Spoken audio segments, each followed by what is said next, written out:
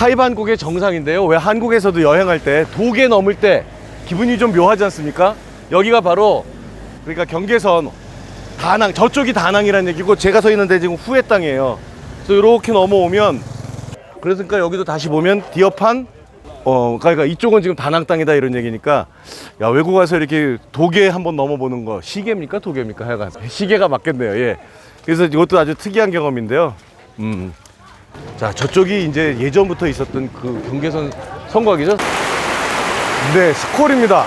동남아 이쪽 스콜 뭐 거센비가 아주 시원하게 이러고 있는데요.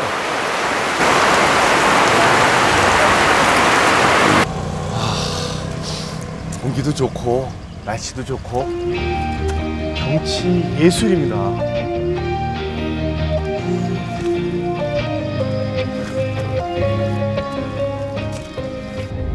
베트남 하이번 패스입니다. 영국 디스커버리가 세계 10대 비경으로 선정할 정도로 정말 아름다운 곳입니다. 하이번 패스는 베트남의 등줄기라고 할 수 있는 휴용선 산맥 위의 고갯길입니다. 우리로 따지면은 태백산맥 백두대간쯤 되는 산맥이죠. 다낭과 후에를 이어주는 이 구불구불한 고갯길, 정말 세계적으로 유명한 드라이브 코스입니다. 이 하이번 패스를 제대로 즐기는 그 꿀팁, 그리고 또 감상 포인트죠. 진정한 뷰 맛집 4곳이 있는데요. 자, 지금부터 시작합니다.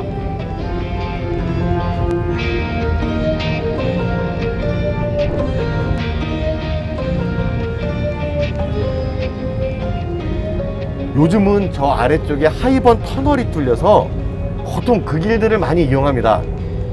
왜냐면요, 편도 기준으로만 1시간 정도 시간이 단축되거든요. 그래서 이 하이번 패스 제대로 즐기기 꿀팁이 있습니다. 이 고개는요, 꼭 다낭 출발 후에 도착 이때 이용을 하고 돌아오는 길에는 저 하이번 터널을 이용하는 게 좋습니다. 그래야지 이 멋진 풍경들을 100% 진짜 100% 다 감상할 수가 있는 거거든요. 왜냐고요? 후에에서 다낭 쪽으로 오는 방향은 바닷가 쪽이 아니기 때문입니다. 그래서 중간중간에 차 세우기도 참 애매하죠. 이거 뭐 너무나 당연하면 누구나 다 아는 얘기인가요?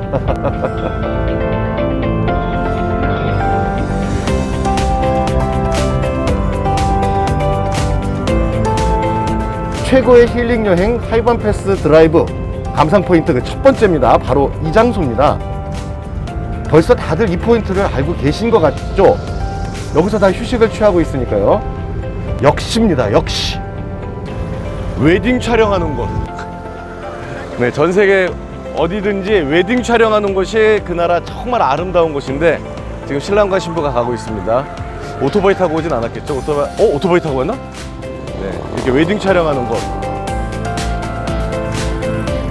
자, 지금 보이는 요 아래쪽으로가 울창한 밀림이고요. 그리고 저기가 이제 다낭만, 그리고 저 멀리 보이는 곳이 다낭 시내, 그리고 저쪽 왼쪽에 선자반도입니다.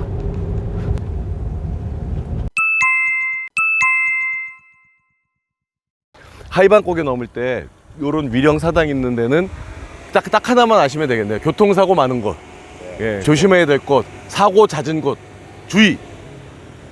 곳곳에 있네요. 그러고 보니까 큰 차 보니까 무섭다 갑자기. 근데 이 차는 저기네 돼지가 실려있네요. 돼지. 돼지가. 베트남 돼지고기 진짜 맛있더라고요.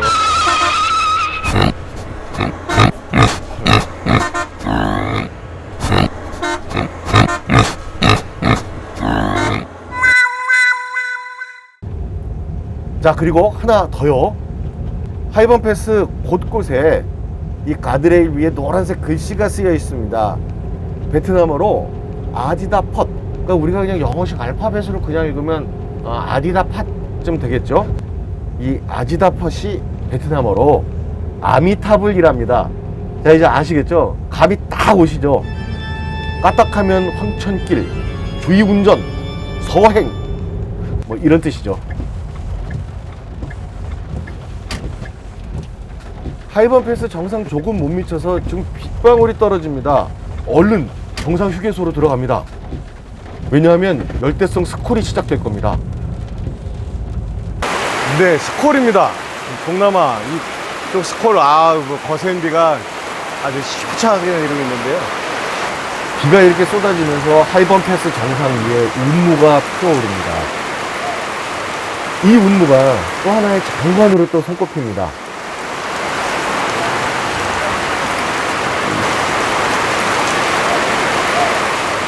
야, 근데 저 정도면 저분은 진짜 용자시네요. 용자.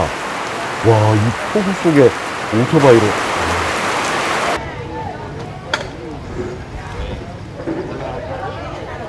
하이반곡의 정상인데요. 왜 한국에서도 여행할 때 도계 넘을 때 기분이 좀 묘하지 않습니까? 여기가 바로 그러니까 경계선 다낭, 저쪽이 다낭이라는 얘기고 제가 서 있는데 지금 후에 땅이에요. 그래서 이렇게 넘어오면, 그러니까 여기도 다시 보면 디어판, 그러니까 이쪽은 지금 다낭 땅이다 이런 얘기니까, 야, 외국 가서 이렇게 도계 한번 넘어보는 거, 시계입니까 도계입니까? 하여간 시계가 맞겠네요. 예. 그래서 이것도 아주 특이한 경험인데요. 그리고 하이반곡의 정상에 이런 옛날 고 지도들하고, 자, 저쪽이 이제 예전부터 있었던 그 경계선 성곽이죠. 하이번 패스 정상에 있는 이 옛 성곽, 여기 드나드는 문 쪽 위에 해운관이라고 쓰여 있습니다. 아까 그 운무하고 정말 딱 어울리는 이름이죠. 여기가 비엔남 최고의 군사 요충지랍니다. 남북으로 아주 긴 형태의 국토를 가지고 있는 베트남, 이 중부에서 이 고갯길만 지키면 어떤 적이든지 다 막아낼 수 있다는 겁니다. 이 정상에서 이렇게 사방을 한번 쭉 둘러보면, 뭐 이건 굳이 말을 안 해도 누구나 다 쉽게 알 수 있는 그런 여기가 지형입니다.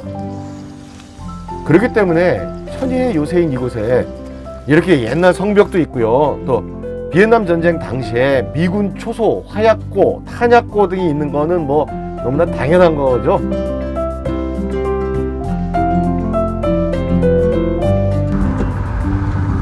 다낭에서 출발해서 하이반 패스 지나 이제부터가 후의 땅입니다. 요건 좀 여담 아닌 여담이고 그냥 제 생각입니다만, 여기서부터 도로가 아까보다 좀 안 좋습니다. 육안으로 봐도 그렇고요. 승차감도 뭐 그냥 딱 느낌이 옵니다. 그래서 이건 제 생각인데요. 다낭시가 후에시보다 부자인가 보다. 그러니까 재정이 넉넉하니까 이 도로 정비에 좀 더 많은 돈을 썼겠죠. 이런 생각이 들거든요. 아, 근데요, 이거는 전적으로 그냥 제 상상력하고 추리력입니다. 이 사실이 절대 아닐 수 있습니다. 그냥 그럴 것 같다 라는 제 얘기입니다. 이건 하이번 패스 지나면서 전 구간의 풍경은 지금 보시는 이 정도, 아니 그 이상입니다. 아, 이 맑은 공기, 또 최고의 풍광, 이 기분은 정말 말로, 필설로 표현이 다 안 됩니다. 불가능하죠.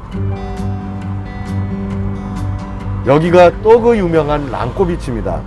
이 랑꼬비치는요, 바닷물과 민물이 만나는 곳에 저렇게 백사장이 있거든요. 그래서 어적 자원이 정말 풍부하고요. 저 백사장이 곱고 아름답기를 또 아주 세계적으로 이름을 떨치고 있는 곳입니다.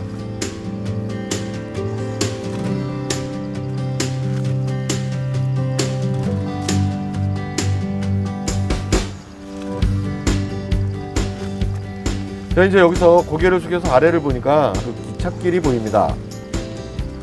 하노이, 후에, 야짱, 호치민으로 이어지는 이 기찻길.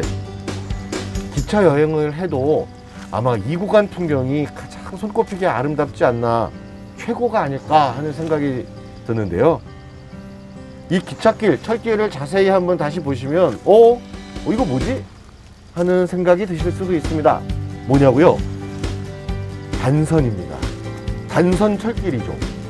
그러니까 이 철길 하나로 양방향 기차가 서로 시간 맞춰서 왔다리 갔다리 한다는 거거든요.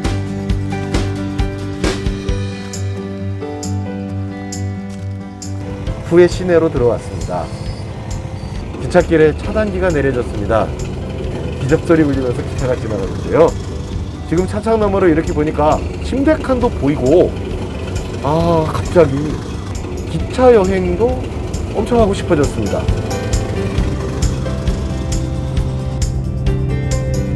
세계 10대 비경이라는 하이번 패스 그 고갯길을 넘어서 유네스코 세계문화유산이고 또 비엔남 응우옌 왕조의 옛 수도 후에 여행을 이제 시작합니다. 우리나라 경주하고 비견될 만한 곳이다 이렇게들 이야기하는데요. 자, 제 영상들 중에 후에 황제릉 영상이 있습니다. 이 영상들은요 정말 비엔남 정부 공식 자료들 다 번역해서 만든 영상이거든요. 자, 후에 황제릉 2대 민망, 4대 뜨득, 12대 하이딘, 이 황제릉 랜선 여행. 지금부터 좀 자, 그 전에요 중요한 거야. 예, 아시죠? 구독, 좋아요, 댓글, 알람 설정 꼭 부탁드립니다. 자, 그리고 오늘도 정말 감사합니다. 너무 반갑습니다. 네, 반갑습니다. 예. 꼭 구독해 주셔야 돼요 오늘. 하신 지 오래되셨어요? 구독할게요. 예, 감사합니다.